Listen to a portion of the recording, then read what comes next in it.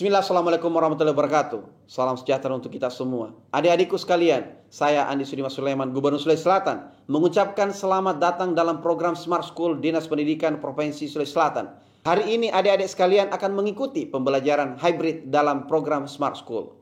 Aplikasi Smart School adalah sebuah pendekatan dengan tetap mengedepankan sebuah pendidikan dengan digital approaching, untuk kemudian mengedepankan kualitas dan mutu pendidikan yang diterima siswa secara seragam di seluruh wilayah Sulawesi Selatan, termasuk di pelosok-pelosok. Program ini bukan hanya memberikan kepada adik-adik sekalian pengalaman belajar yang baru, namun juga memberikan fasilitas kebutuhan dengan fitur bermanfaat seperti rekaman video pembelajaran yang dapat diulang, trik-trik penyelesaian soal, ujian-ujian, serta sarana konsultasi pembelajaran dari guru-guru terbaik di Sulawesi Selatan. Sering-sering mengakses aplikasi Smart School melalui gawai yang adik-adik sekalian miliki di setiap kesempatan yang dimiliki. Untuk seluruh adik-adikku sekalian yang saya cintai, saya banggakan, selamat belajar dan semoga ilmu yang didapatkan bermanfaat untuk menambah pengetahuan pendidikan adik-adik sekalian. Salam kita pada salam. Assalamualaikum warahmatullahi wabarakatuh. Salam sejahtera untuk kita semua.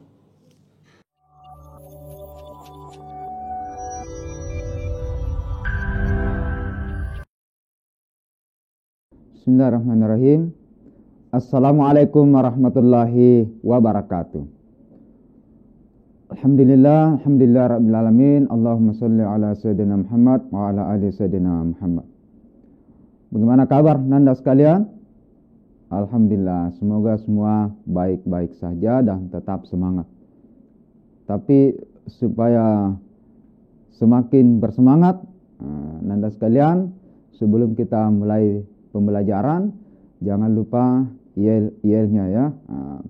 Salam Smart School, berkarakter cerdas ki.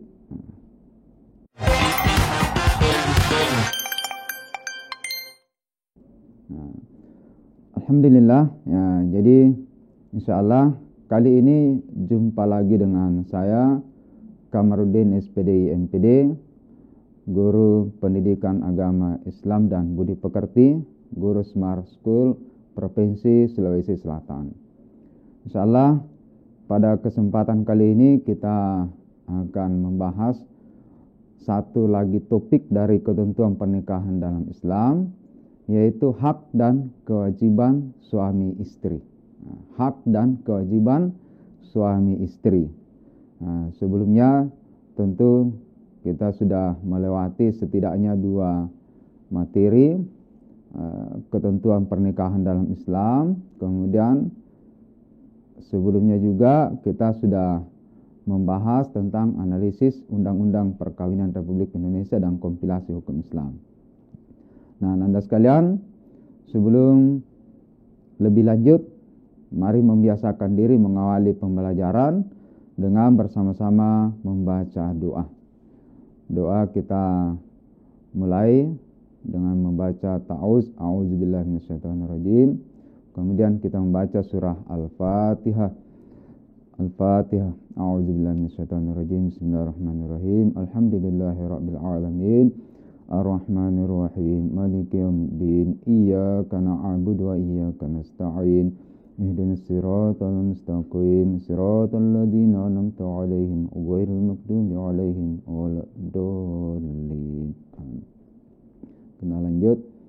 Bismillahirrahmanirrahim. Rabbis shrah li sadri wa yassir li amri wahlul 'uqdatam min lisani yafqahu qawli. Rabbi zidni ilman warzuqni fahman. Amin ya rabbal alamin.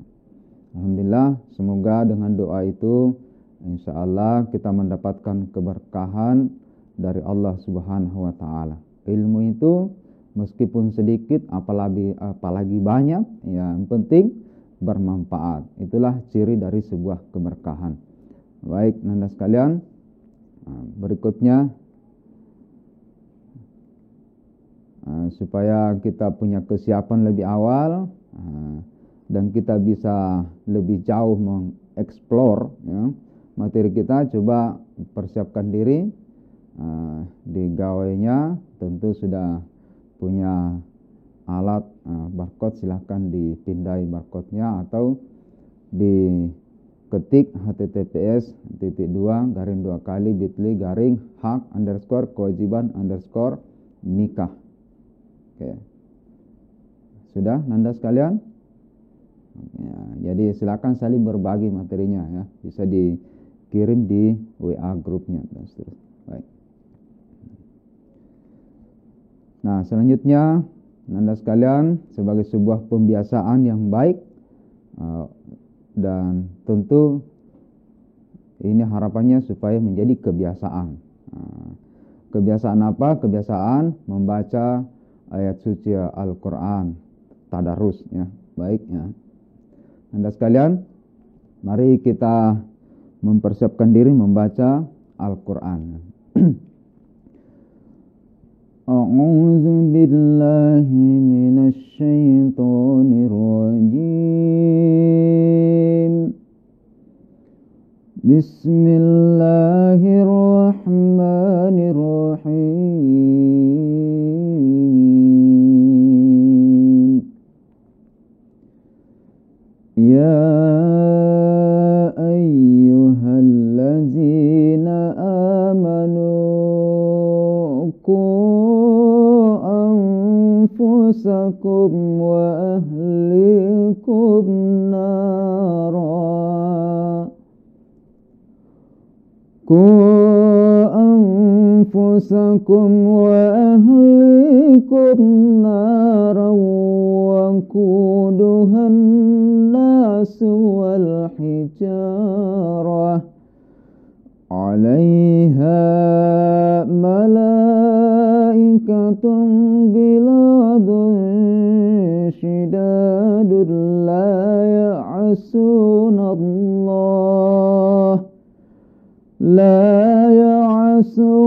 Allah ma amarahum wa yaf'aluna ma yu'marun. Shadaqallahul azim. Insyaallah ayat ini akan menjadi landasan kita sebagai orang yang berkeluarga setelah sebelumnya, yaitu ampusakum,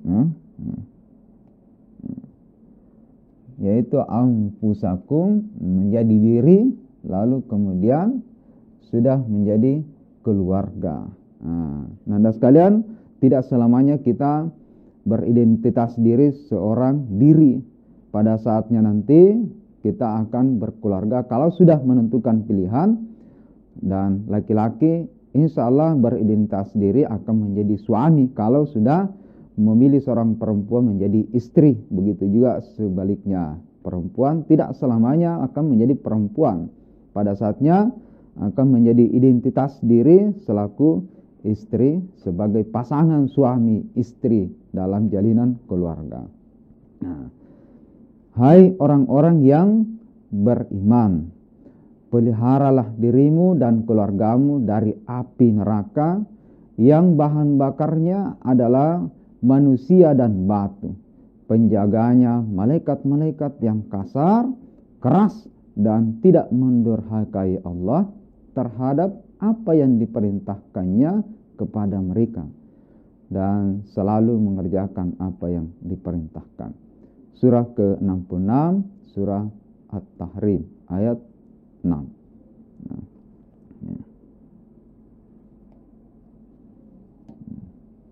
Nah, baik Anda sekalian, berikutnya tujuan pembelajaran ya, supaya kita punya fokus. Hanya ada dua. Pertama adalah peserta didik diharapkan mampu menganalisis hak dan kewajiban suami istri. Kedua adalah peserta didik diharapkan mampu menyimpulkan hikmah pernikahan dalam Islam. Ya. Jadi Anda sekalian, ini materi terakhir untuk munakahat atau ketentuan pernikahan dalam Islam ya. Nah, berikutnya Anda sekalian, coba perhatikan gambar berikut ini. Kira-kira gambar apa ini Anda sekalian? Ya.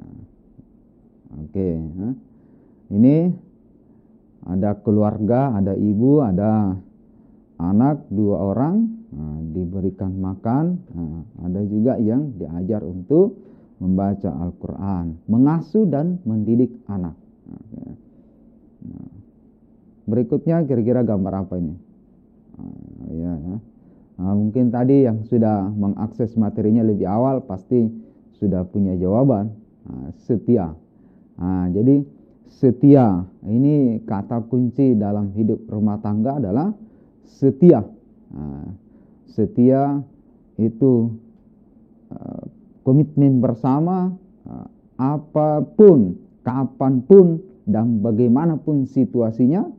Tentu namanya setia itu dia harus loyal dan dia harus memasukkan dalam hatinya untuk siap kapan dan di mana saja. Berikutnya ini apa? Nafkah, memberi nafkah. Suami istri pasti ada konsekuensi kewajiban memberi nafkah, dan pada saat yang sama ada juga yang punya kewajiban menerima nafkah. Itulah kewajiban dan hak. Baik. Nanda sekalian, bagaimana kewajiban suami istri? Kewajiban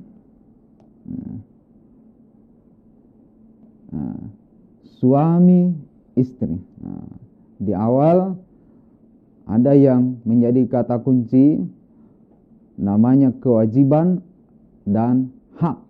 Hak dan kewajiban adalah 2 hal yang tidak pernah terpisah, saling kait mengait.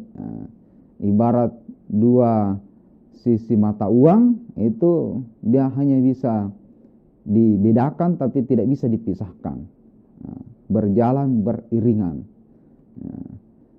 Jadi kita lihat ya, bagaimana kewajiban suami istri itu dalam kompilasi hukum Islam pada pasal 3 kita bisa melihat bahwa tujuan pernikahan itu adalah untuk mewujudkan kehidupan rumah tangga yang sakinah, mawaddah, dan rahmah, mendapatkan kasih sayang. Bagaimana caranya? Pasti tidak akan bisa terwujud itu kalau tidak dengan komitmen. Dengan komitmen inilah maka seorang suami dan istri dia bisa menjalankan hak-hak dan kewajibannya.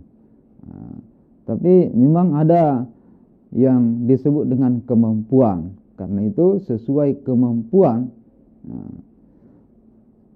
sehingga insya Allah akan tercipta suatu suasana yang harmonis. Suasana harmonis ini memang gampang diucapkan. Mungkin dalam ilmu orang bisa mempelajarinya kapan dan di mana saja. Tetapi untuk terciptanya suasana yang harmonis ini adalah sesuatu yang hanya bisa didapatkan kalau misalnya dengan sebuah komitmen.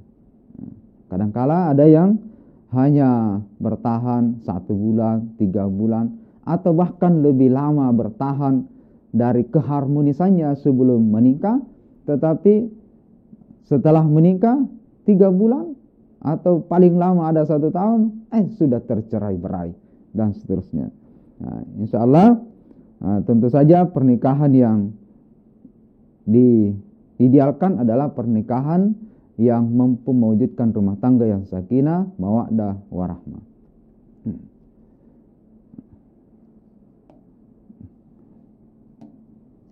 Baik, Nanda sekalian. Nah, sekarang kewajiban suami dan hak istri. Kewajiban suami adalah hak istri. Jadi kewajiban dan hak itu adalah sekali lagi sesuatu yang tidak bisa dipisahkan. Di mana ada kewajiban, di situ pasti ada hak. Di mana ada hak, di situ pasti ada kewajiban. Nah, karena keharusan untuk melakukan sesuatu yang disebut dengan wajib itu dan kita melakukannya, maka itulah ada yang disebut dengan tanggung jawab.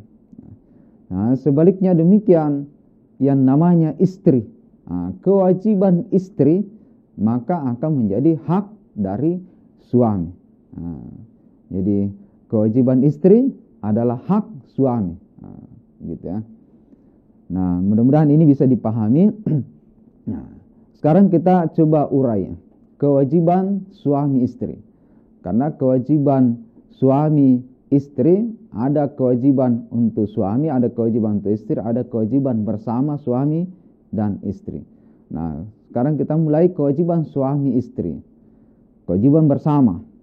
Yang pertama adalah memelihara dan mendidik anak dengan sebaik-baiknya. Nah, jadi ini tidak hanya orang berkeluarga, kawin, menikah, itu hanya melahirkan anak. Nah, tapi sekarang ini ada bahkan yang kemudian menjual anaknya karena tidak mampu memelihara, apalagi mendidiknya. Padahal ini adalah sebuah kewajiban bersama suami dan istri. Nah, berikutnya adalah berbuat baik terhadap mertua, ipar, dan kerabat lainnya. Nah, Nanda sekalian, penting diketahui bahwa seseorang kalau sudah menikah, suami, istri, maka orang tuanya bertambah. Maksudnya bagaimana? Ya, jadi harus dipahami Nanda sekalian, orang tua itu kan ada 3. Yang pertama adalah ada orang tua yang melahirkan kita, membesarkan kita. Itu adalah ayah dan ibu di rumah. Lalu kemudian seseorang kalau sudah menikah, maka ada juga orang tua. Sebagai suami ada orang tuanya istri. Itu adalah mertua. Kedudukannya juga adalah orang tua. Sebaliknya juga sebagai istri ada orang tuanya, suaminya. Itu namanya mertua. Kedudukannya itu adalah juga orang tua untuk hormat dan dipatuhi. Dan satu lagi yang kadangkala Nanda itu tidak menyadarinya, itu ada orang tua yang tidak masuk dari 2 golongan tadi. Tapi keseharian kita di sekolah, yaitu adalah orang tua yang mendidik kita, mengajarkan kita, membina kita, mengarahkan kita. Itu adalah ayah, bapak, dan ibu guru. Ya, ibu dan bapak guru di sekolah. Kemudian ipar dan kerabat lainnya. Jadi pasti kalau misalnya kita sudah menikah, maka ada namanya saudara dari istri. Itu namanya ipar. Bagaimana kalau tidak ada saudaranya? Ya berarti tidak ada iparnya, kan? Tapi pasti ada kerabat lainnya. Nah, kewajiban suami harus berbuat baik terhadap mereka. Kemudian yang ketiga adalah setia dalam hubungan rumah tangga dan memelihara keutuhannya. Ya. Jadi ini setia Nanda sekalian, sesuatu yang memang gampang diucapkan, gampang dituliskan. Ini di bold ini ya. Karena memang hanya pada kata setialah ini ya, keutuhan rumah tangga ini dapat terwujud. Kapan tidak ada kesetiaan, maka jangan harap rumah tangga itu bisa langgeng. Jangan harap rumah tangga itu bisa utuh. Itu akan muncul suasana dalam diri bahwa ada perbandingan lah, ada situasi yang kadangkala kita sulit, yang kadangkala memang kita susah. Tetapi yang namanya kesetiaan, maka hidup yang namanya susah, pada saat kita mendapatkan kebahagiaan, semua kita berada dalam satu komitmen bersama.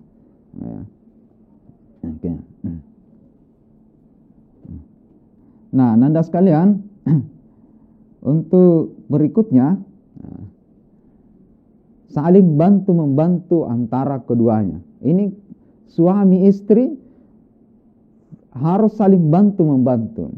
Tidak bisa misalnya seorang suami karena dia laki-laki itu kemudian langsung menjustifikasi atau langsung menggariskan bahwa hanya ini yang bisa dilakukan dan yang selebihnya tidak bisa. Karena mau tidak mau namanya suami, dia adalah laki-laki. Dan sehebat apapun itu yang namanya laki-laki, pasti ada kekurangannya. Pasti ada sesuatu yang dia tidak bisa lakukan, yang dia tidak bisa pikirkan. Apalagi kalau menyangkut tentang yang namanya rasa cinta sayang. Ya. Begitu juga sebaliknya, yang namanya istri, dia adalah perempuan. Sehebat apapun itu perempuan, pasti ada yang namanya kekurangannya. Itulah sebabnya harus ada saling menyempurnakan. Lihatlah Nabi Adam, ya, betapa dia jagonya, hebatnya seorang nabi, tetapi ya karena ada sesuatu yang dia butuhkan, maka diciptakanlah Hawa menjadi istrinya selaku pendamping. Nah, kemudian berikutnya adalah menjaga penampilan. Nah, baik suami apalagi istri harus sama-sama saling menjaga penampilan. Jangan karena sudah menikah, apalagi sudah usia perkawinannya ya 3 tahun, 4 tahun ya, apalagi kalau sudah berusia lanjut, kadang-kala sudah tidak lagi saling memperdulikan. Ya, cobalah lihat bagaimana namanya B.C. Habibie ya, dengan kisah Ainun ya, luar biasa ya, bagaimana kesetiaannya dalam membangun hidup rumah tangga ya. Baik. Nah, berikutnya nanda sekalian, kewajiban yang khusus kepada suami, yaitu adalah bergaul dengan istri secara ma'ruf dan memperlakukan keluarga dengan cara yang baik. Jadi seorang suami tidak boleh semena-mena terhadap istrinya. Jangan hanya karena misalnya sudah mengaku dirinya bahwa dia adalah kepala keluarga, dia adalah pemimpin, lalu kemudian seenaknya saja dalam hal bergaul kepada istri, maka agama mengajarkan untuk saling cinta mencintai secara baik, tidak boleh ada pemaksaan. Itulah sebabnya pada pembahasan sebelumnya bahwa calon mempelai perempuan maupun calon mempelai laki-laki harus ada namanya syarat muayyan, yaitu harus diketahui sebelumnya, harus jelas identitasnya. Nah, kemudian berikutnya adalah masing-masing anggota keluarga, terutama suami dan istri, bertanggung jawab sesuai dengan fungsi dan perannya. Jadi ini saya kira sesuatu yang menjadi dambaan bagi kita semua. Dambaan bagi siapa? Sementara ini tentu bagi nanda sekalian itu sudah ada yang berpikir bagaimana nanti kalau sudah usianya mencukupi genap syaratnya untuk melangkah maju ke pelaminan. Kemudian berikutnya adalah memberi kebebasan berpikir dan bertindak kepada istri sepanjang sesuai norma-norma Islam, membantu tugas-tugas istri serta tidak mempersulit kegiatan istri. Jadi nanda sekalian, kadangkala ada suami yang ketika dia sudah memperistrikan anaknya orang, maka itu si istrinya tidak lagi diberikan kebebasan untuk pergi menuntut ilmu, ikut pengajian dan seterusnya. Padahal kedudukan suami dengan istri itu dalam kompilasi hukum Islam itu sekarang sudah kedudukannya sama. Jadi ini penting nanda sekalian untuk kemudian kita punya komitmen bersama ketika nantinya sudah menjadi keluarga dalam satu ikatan suami istri. Kemudian berikutnya nanda sekalian, yang namanya suami, maka dia menjadi pemimpin, menjadi imam, memelihara dan membimbing keluarga secara lahir dan batin, serta bertanggung jawab atas kesejahteraan keluarganya. Jadi namanya suami, maka kepada istrinya dan anak-anaknya dalam lingkungan keluarga itu harus ada pemimpin. Tidak bisa tidak. Karena namanya pemimpin, tadi ada pembahasan sebelumnya tentang setia, tentang taat. Jadi namanya pemimpin itu dia diikuti. Dan sebagai suami, maka dia tidak boleh seperti tadi, dia hanya anfusakum, dia hanya diri, tetapi kata Allah wa ahlikum nara. Jadi diri dan keluarga itu tidak bisa tidak, bahwa seseorang kalau sudah bersuami istri, apalagi sudah punya anak, maka itu menjadi tanggung jawab semua dari si pemimpin. Siapa pemimpin dalam rumah tangga? Suami. Kenapa? Karena dia adalah laki-laki. Ar-rijalu qawwamuna 'alan nisa. Kenapa butuh pemimpin? Karena memang dalam saat-saat tertentu ada sesuatu yang dianggap benar, meskipun sama-sama benar, dan untuk melakukannya membutuhkan keputusan. Sehingga pada saat diputuskan, maka disitulah konsekuensi pemimpin itu dibutuhkan. Jadi kalau sudah diputuskan, meskipun mungkin oleh istri itu kurang berkenan atau sesuatu yang bahkan merugikan sedikit misalnya, tetapi karena ini adalah keputusan dari seorang suaminya, maka dia harus ikut pada keputusan pemimpinnya atau imamnya. Siapa itu? Itulah suaminya. Ya. Kemudian berikutnya adalah memberi nafkah. Jadi seorang suami kewajibannya memberi nafkah. Nafkah ini adalah keharusan dari seorang suami memberikan harta kepada istri. Jadi kalau dikatakan harus itu nafkah, memang yang namanya nafkah itu adalah sesuatu yang wajib, yang harus dari seorang laki-laki, seorang suami kepada istrinya. Kemudian selain itu pakaian. Jadi tanggung jawab seorang suami tidak hanya memberikan makan, tetapi juga adalah pakaiannya. Jadi tidak mesti harus pakaian baru. Jadi yang dimaksud pakaian ini adalah apa-apa yang bisa menutupi atau sesuatu yang nanti bisa digunakan oleh si istri, apalagi kalau sudah punya anak. Kemudian tempat tinggal. Itu adalah kewajiban dari seorang suami.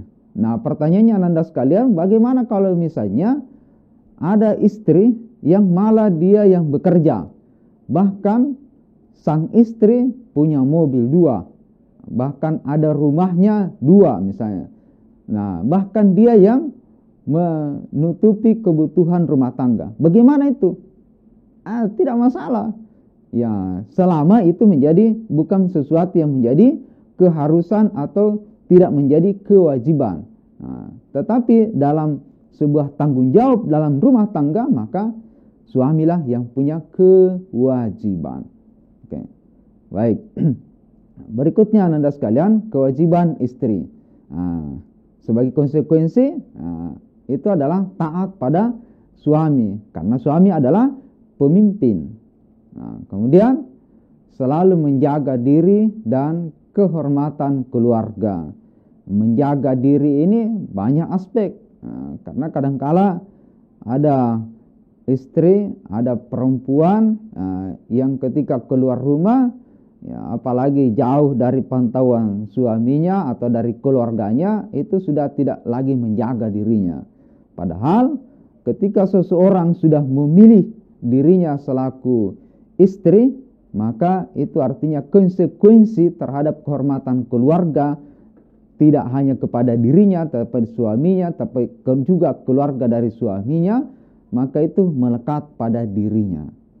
Nah, kemudian yang ketiga adalah kewajiban istri bersyukur atas nafkah yang diterima dan menggunakan dengan sebaik-baiknya. Jadi, nanda sekalian, nanti kalau misalnya sudah menjadi suami istri, menjadi istri, berapapun itu yang diberikan oleh suami, sedikit apalagi banyak, maka harus disyukuri. Karena memang kadangkala yang namanya istri itu membutuhkan sesuatu yang banyak kalau terkait dengan harta. Ya, saya kira itu adalah sesuatu yang normal ya. Tetapi yang sangat disayangkan kalau misalnya ada perempuan, ada istri yang kemudian hanya membutuhkan atau hanya menerima sesuatu yang jumlahnya banyak. Kalau sedikit, bahkan ya saya kira ada banyak kasus lah yang tidak hanya menyinggung kepada suaminya, tetapi juga bahkan menyakiti hati sang suami sampai berlanjut pada pertengkaran dan seterusnya. Nah, kemudian membantu suami dan mengatur rumah tangga sebaik mungkin. Ya, jadi suami harus juga dibantu oleh siapa? Oleh istri. Cuma memang dalam kapasitas sesuai dengan apa yang dia bisa bantu. Karena memang itulah yang disebut dengan filosofi tentang membantu ya. Namanya membantu apa yang bisa dibantu. Nah, kemudian berikutnya nanda sekalian tentang hak dan kewajiban suami istri ini dapat juga dilihat pada kompilasi hukum Islam, bisa dilihat pada pasal 77 sampai 84 ya, itu di bab 12. Nah, yang lalu sudah diuraikan. Nah, berikutnya nanda sekalian hikmah pernikahan. Nah, mungkin sebelum sampai ke hikmah pernikahan ini, nanda sekalian mungkin ada yang mau bertanya atau memberikan pendapat, silahkan. Saya persilahkan kepada nanda sekalian. Jadi suami istri, hak kewajiban. Jadi yang namanya suami istri, istri suami, itu kedudukannya sama, tidak ada yang saling mendahului. Jadi itulah prinsipnya kalau kita bicara tentang kedudukan ya. Yang mana duluan, suami atau istri? Istri atau suami? Sama-sama. Silakan nanda sekalian. Bisa disebutkan namanya, dari sekolah mana? Ya, karena selain kita ini secara live, ini insya Allah nanti ada namanya guru pendamping di sekolah. Insya Allah guru pendidikan agama Islam di sekolah ya, insya Allah kita bisa berinteraksi lebih jauh. Terima kasih banyak ya. Cukup. Ya. Kewajiban suami dan istri. Konsekuensinya kalau tidak melaksanakan kewajiban, ya pasti berdosa. Karena inilah yang disebut dengan ketentuan. Namanya ketentuan itu ada aturannya. Jadi bukan karena sebatas saya ingin, saya mau, atau berdasarkan pada kebiasaan-kebiasaan misalnya dari keluarga atau dari suatu tempat. Kalau kita bicara tentang ketentuan pernikahan dalam Islam, kita bicara tentang hukum Islam, maka itu artinya ketentuannya harus berlandaskan pada ketentuan hukum Islam. Jadi kewajiban suami ketika dia tidak melaksanakannya kepada istrinya, kepada anaknya, karena kepada anaknya berarti dia adalah orang tua sebagai ayah. Ketika dia tidak melaksanakannya berarti dia berdosa. Sebaliknya juga demikian, karena tadi pertanyaannya antara suami dan istri ketika tidak menjalankan dari apa yang disebut dengan kewajiban. Ya. Saya kira cukup ya, Nanda sekalian. Mungkin ada yang lain? Ya. Jadi rumah tangga ya, membangun rumah tangga yang sakinah mawaddah warahmah. Jadi cukup ya. Jadi Nanda sekalian, namanya rumah tangga yang bahagia dunia dan akhirat, itulah sebabnya ada sebelumnya yang disebut dengan proses. Mulai proses peminangannya, kemudian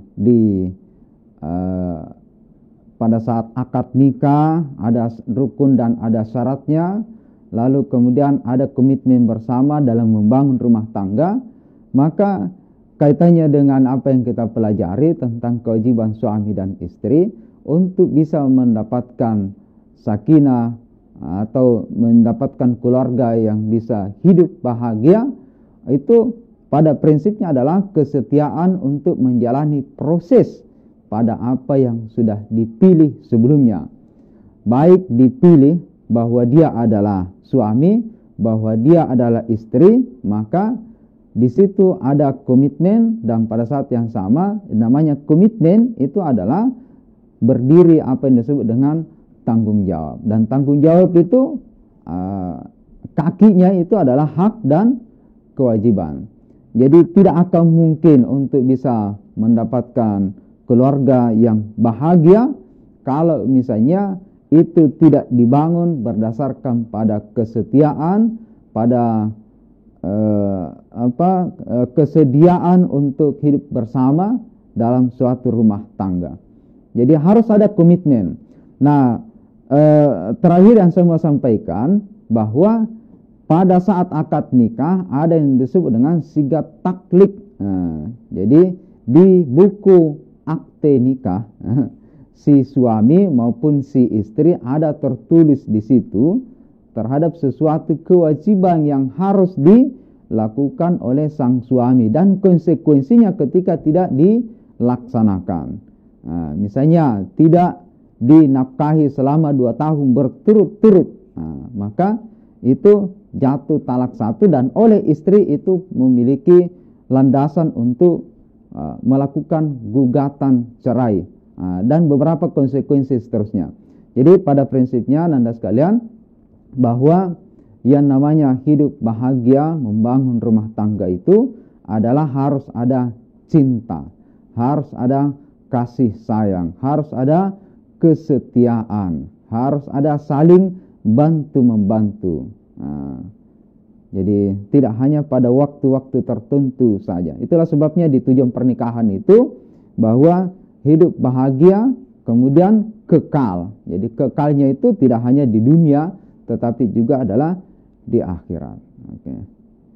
Saya kira itu ya. Mungkin berikutnya atau masih ada satu? Cukup. Kita bahas.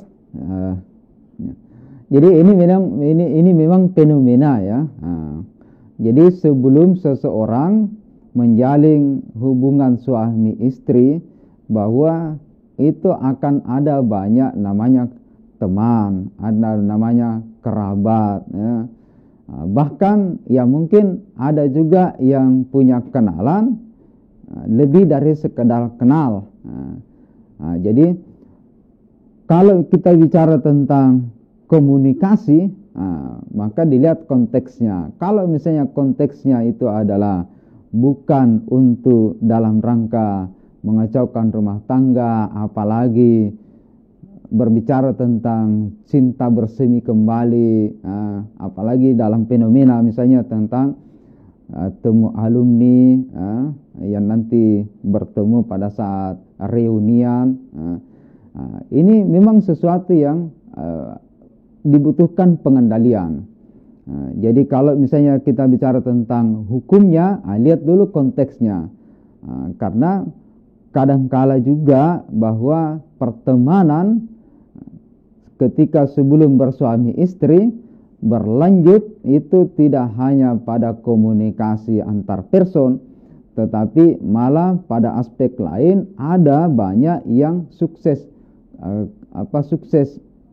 usahanya itu karena komunikasi yang intens, komunikasi yang terjalin di antara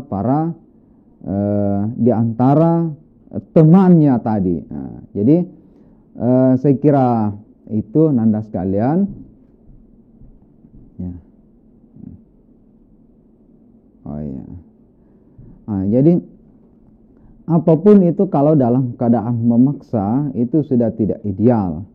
Nah, apalagi kalau misalnya seorang istri yang memang dia bukan kewajibannya untuk mencari nafkah, malah suaminya yang memaksa atau menyuruh kepada istrinya untuk bekerja dalam hal mencari nafkah.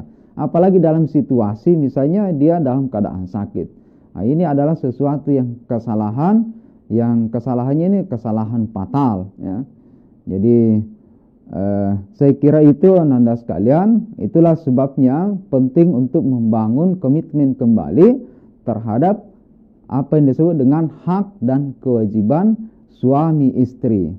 Kapan diketahui itu? Ya sebelum berlangsungnya yang namanya pernikahan. Itulah sebabnya materi tentang pernikahan ini menjadi sesuatu yang penting diberikan kepada nanda sekalian kita semua ini, itu di materi kelas 12.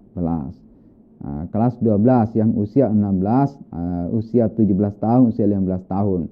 Karena memang di sanalah pada saatnya orang kemudian punya pikiran tentang sesuatu di masa depannya, bahkan termasuk kepada pasangannya siapa dan bagaimana nanti. Oke ya. Berikutnya kita lanjut ya tentang hikmah pernikahan ya. Nah, jadi hikmah pernikahan ini itu kaitannya kalau misalnya kita sudah melaksanakan, sudah memenuhi terhadap ketentuan-ketentuan pernikahan berdasarkan hukum Islam itu tadi. Maka apa hikmah yang kita bisa dapatkan? Yaitu adalah terciptanya hubungan antara laki-laki dan perempuan yang bukan mahram. Nah, kemudian ikatannya insya Allah ikatan yang suci. Jadi sebelumnya mahram, tapi ketika sudah terjalin hubungan suami istri, maka dia menjadi bukan mahram. Maka di sanalah ada juga kata kunci Anda sekalian, ikatan suci yang halal dan diridhoi oleh Allah Subhanahu wa taala. Kemudian berikutnya insyaallah akan mendapatkan keturunan yang sah dari hasil pernikahan. Jadi keturunan yang sah. Kenapa? Karena memang ya belakangan ini mungkin sering kita lihat atau sering kita baca bahwa ada anak yang tidak jelas siapa bapaknya, siapa orang tuanya. Itu karena persoalannya adalah dia hanya terjebak pada keinginan, gejolak nafsu yang tak terkendali. Ya, maka orang yang melaksanakan pernikahan berdasarkan ketentuan hukum Islam, maka insya Allah akan mendapatkan keturunan yang sah. Yang sah maksudnya adalah sah secara agama, lalu kemudian sah menurut undang-undang, sehingga seluruh hak-haknya selaku suami istri dan anak keturunannya itu juga akan mendapatkan hak-haknya. Karena negara kita mengatur itu dan negara bertanggung jawab kepada kita semua. Nah, kemudian selanjutnya adalah terpeliharanya kehormatan suami istri dari perbuatan zina. Insyaallah ya. Kemudian nanda sekalian, berikutnya akan terjalin kerjasama antara suami dan istri. Ya, insyaallah pasti akan ada sesuatu yang bisa kita kerjasamakan, baik selaku suami maupun istri. Nah, nanda sekalian, sebelum mengakhiri, untuk menguji pemahaman kita, silakan diakses link ini, barcode, dan ada bisa diketik ya untuk soalnya, untuk menguji pemahaman kita ya, nanda sekalian. Dan Demikian Anda sekalian, terima kasih banyak, semoga bermanfaat untuk kita semua. Assalamualaikum warahmatullahi wabarakatuh.